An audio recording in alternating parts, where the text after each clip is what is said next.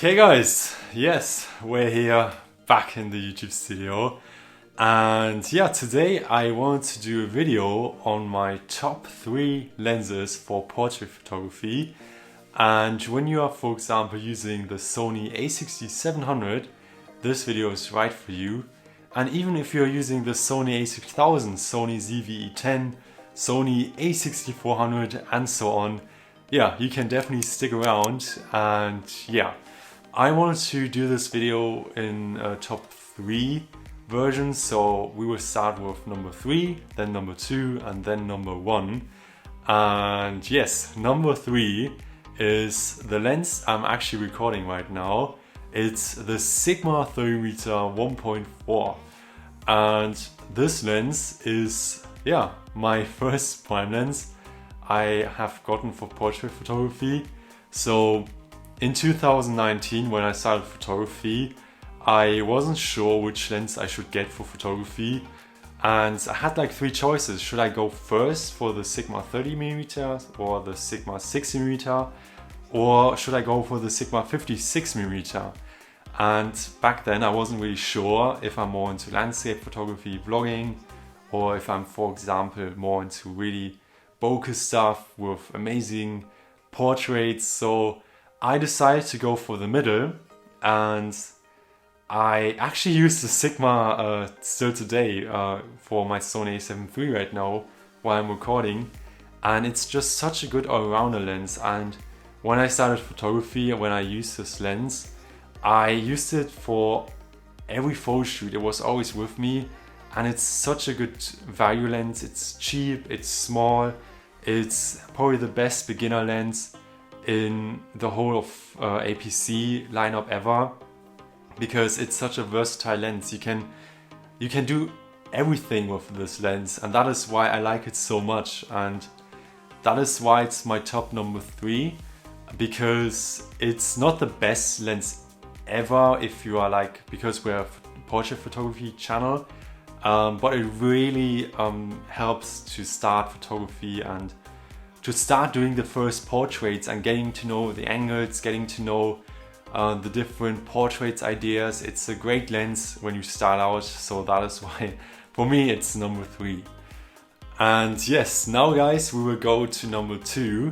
And for me this was a tough decision, because I didn't know if I should put this lens at number 1 or number 2.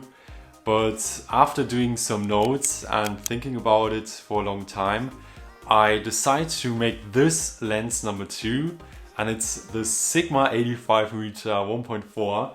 I also have it right here in my camera bag. I can also show you. So here you can see, guys, I'm using it with the Sony a6000. And yeah, you are probably wondering why I'm using it with the Sony a6000. And it's easy to say, this lens gives a lot of bokeh, and you can also see, guys, here, this lens is huge and it's also very heavy. But this is my number 2, because this lens is probably the most favorite lenses from all my models I'm photo shooting with. The sharpness is insane. I also like the build quality. If you look at it, it's just insane. The buttons feel good.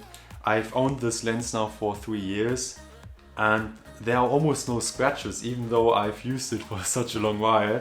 And you have like on the side here the autofocus button, so this lens has autofocus, and the autofocus is amazing. So that is why I'm recommending this as my top 2. But there are a couple of things I want you to know about this lens. And the first thing is, and this is not a huge surprise, but it is a very expensive lens. So you can get this for around 1,100 euros, and I saved around 2 or 3 months for this lens. It is worth it, guys. It is definitely worth for the money, and it is definitely one of the best lenses for portrait photography ever, but it is very expensive. And when you're, for example, an APS-C photographer, there are definitely other options which are a bit lighter. So this is a very heavy setup. It's not the heaviest lens in the world, but if you compare it to the Sigma 30mm, for example. This is almost twice the size, so if you're a photographer who wants compact lenses, this wouldn't be the right for you. But when you look at the pros from these lenses, you are definitely making a great decision. We will now go to my final lens, and the final lens, guys, and this is a very cool lens. It hadn't been in my last video where I was talking about my top 3 lenses. It's the Sigma 56mm 1.4. And you're probably wondering, why the Sigma 56mm?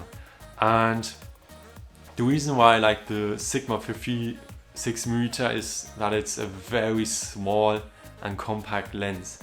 It's also very sharp. It's a lens which fits into my bag. I can just take it with me.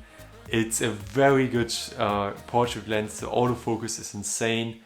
The portraits are so nice that I sometimes even prefer photo shooting with this lens in comparison to the Sigma 85mm, because the bokeh is just on point. It's not too much bokeh, because sometimes you just want bokeh but not too much, and it's like a very good center, you know what I mean?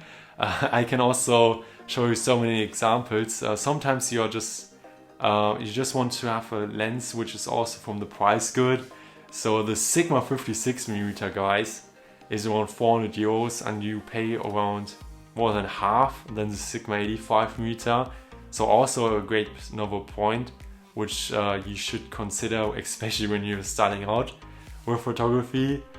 And yeah, that is why this lens is insane. It's a great lens. I use it for a lot of comparisons on my YouTube channel. But guys, there are also a couple of things which you should know, and look at this way, guys. If you're a photographer who is on a very tight budget, let's say around 300 euros or maybe 200, let's say 250 the middle, doesn't really matter. But if you're really on a tight budget and you're thinking about getting a bokeh lens, for example APS-C lenses, I noticed recently that there are also a lot of other lenses on the market. For example, the TTArtisan 56mm 1.8, and when you look now, the difference is very minor. Like, the bokeh is almost the same. I mean, the colors are, in my opinion, a bit better on the Sigma, but for the TTArtisan 56mm you pay around 160 euros, and for the Sigma around 400. So there's definitely a big difference in price. So honestly, guys, if I would start all over again, I would still go for the Sigma 56mm instead of the other 56mm lenses. But if you're really on a tight budget, then the TTArtisan is also a very good choice. So yeah, this is my opinion on all my favorite lenses I'm using right now. What is your opinion, guys? And of course, what are your favorite lenses? Let me know in the comments down below. And guys, make sure of course to watch all the other Sony a6700 videos on my YouTube channel.